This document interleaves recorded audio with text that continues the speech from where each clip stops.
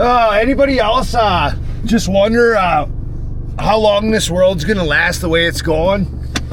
I was watching YouTube videos today on people's electric and gas bills, and my God, I thought mine was bad because it's pushing $300, and sometimes I want to pull my hair out. In all other big cities now, they're up to $500 to $800, which is just, I can't even imagine how people can afford to pay that. But even then, you know, and then I was thinking about cars because that's what I'm always dealing with. And I'm thinking, man, these trucks, these people are just crazy. Here's one right here when I drive by. It'll be in the back windshield. How much do you think that truck is? $60,000? And they're not going to last. They look great. Don't get me wrong, they look great. They probably make you feel like $1 million owning one. But I was looking up, you know, I don't know how many of you have rebuilt the transmission, but I bet you not that many of you. I'm sure sooner or later I'll get people that are mechanical that watch my videos. And these new trucks got 10 gears, right? So they have multiple rotating clutch packs. I know you don't know what that is in the automatic transmission. And they got 6 or 7 or some odd actual clutch packs. And why do you think all these old cars that we always kind of look back on with fond memories lasted so long? Because they had 3 and 4 speeds when we were growing up in the 90s and early 2000s. They were only 4-speed automatic, 3-speed with overdrive. They were so simple. When you tear them apart, you could rebuild it. Once you got good at a certain transmission, you could rebuild it in a day, right on a workbench. I can't even imagine. I haven't had the good fortune lately or recently of tearing apart anything in the last 5 years that's been made. So I haven't had the good fortune of tearing apart a 10-speed Mustang transmission or a 10-speed GMC. But I can only imagine the nightmare. I can only imagine the nightmare of trying to rebuild one. They're not going to last. These vehicles aren't going to last. People are paying $80,000 for these things. It's crazy, man. And the motors I do know, because I've tore into a couple of those, and those are just cheap. I can't even imagine how, like, I tore into a Mustang not too long ago with the turbocharged EcoBoost engine, and I'm like, how in the world are these things going to make it 250,000 miles? There's no way that these cars are going to make it that long. And here I am, I'm back at Walmart. Doesn't it always feel like we're just living at this place? They say to stock up on goods and everything, but that's so much easier said than done, you know? There's always something you need or you forgot or you have a craving or you want chips or whatever. You always end up back at Walmart. But man, I woke up today and I don't know, I just feeling depressed about the world. I don't know if it's just me or what. Man, I woke up and I have no energy, you know. One day, you know, a couple weeks ago, I went downstairs, I was working out and feeling good, and then today I could hardly bring back the empty bins from the front yard.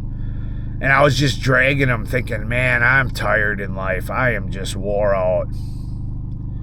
You know? And it's not about money.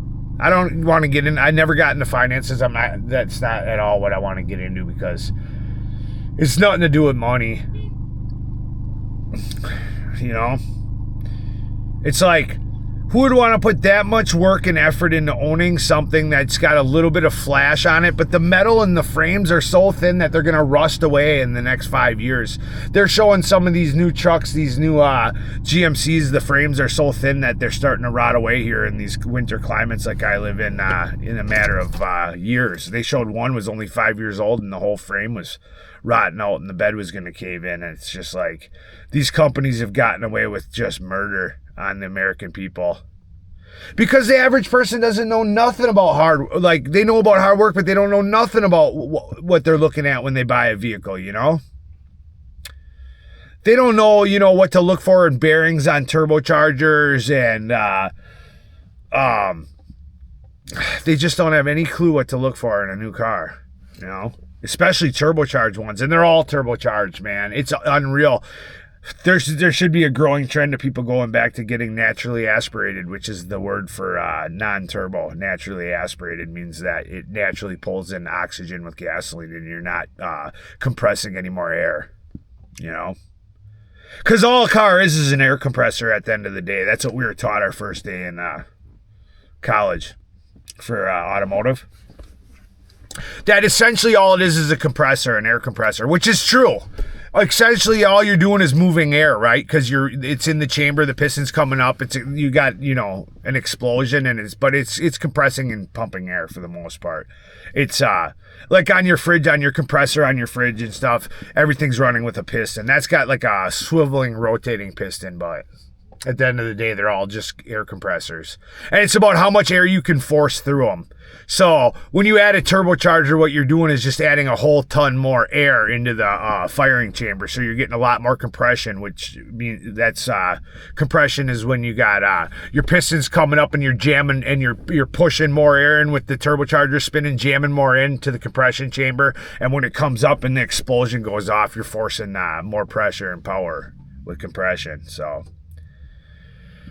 And then they got stroke, which our ratio is the stroke, where you got the how far the piston comes up, and you got all these different ways to make more pressure, more air compression with less gasoline. And I don't know, man. That's basically what an engine is. A lot of people don't know that. You just got your oil to lubricate the parts, and it's a big air compressor. Yep, that's all it is. Anyway, I'm sitting here thinking. I don't know.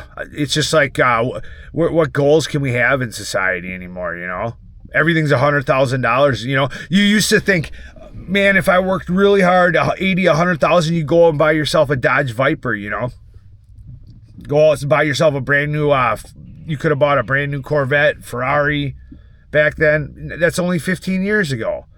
Now it's like, why even dream? Would you rather work 10 hard years to try to save $100,000 to get something like that? Or just have the time to live with yourself and try to find things that you enjoy to do, I don't know. I just woke up today and it was like, I need a dream, because it's just been depressing lately. I don't know why. It's like I said, it's nothing to do with money. All my bills are paid. They're always paid. Just can't find a spark. I've been thinking about all my travels and stuff and how much, I had a spark in life, this spark that it wouldn't go out, No matter how tough it got, living in motels didn't matter. I'd still get up, I'd still go buy a suit and tie or a shirt and tie and dress pants and dress shoes as cheap as I could, Goodwill, you name it, and find a good job selling motorcycles or whatever it took. I had this spark, and now it's like I do the minimal effort in life just to skate, just to have more time to sit in my own thoughts, minimal effort. Look at me, every day I wear a sweat outfit. It's just easy, I don't even have the energy to get up and go through all the trouble to change into a nice outfit, to look good, to be presentable, to trim like I did the other day, but once every 3 or 4 weeks, that's about all. I think the last time I trimmed my beard was Christmas, the week of Christmas. So you're talking a good month, which is whatever, but man, I'll tell you, sometimes I wonder if everybody else in the world lives this way too, deep inside, or if they really have meaning and self-fulfillment. I don't know. It's hard, But I was thinking about, consumerism today, and I'm looking at all these new cars and all these, I just can't imagine, Those are all just fleeting joys, But then again, I've seen people, there are people where they get a really nice vehicle, they wash it every week. It really does make them happy. I've seen some older guys that drive around and they had their Dana, whatever it was, rear ends and their nice Chevy Silverados or whatever that they got, their special packages, and they really love them and they live for their trucks. So, I mean, if that's how you are, I have nothing against that at all. That's good. I wish I had a life goal like that. So I don't know. I'm just talking to the camera, but that's it. And it's at 10 minutes. So I just want, this is very therapeutic for me to talk to myself. I don't know. I'm goofy. So anyway.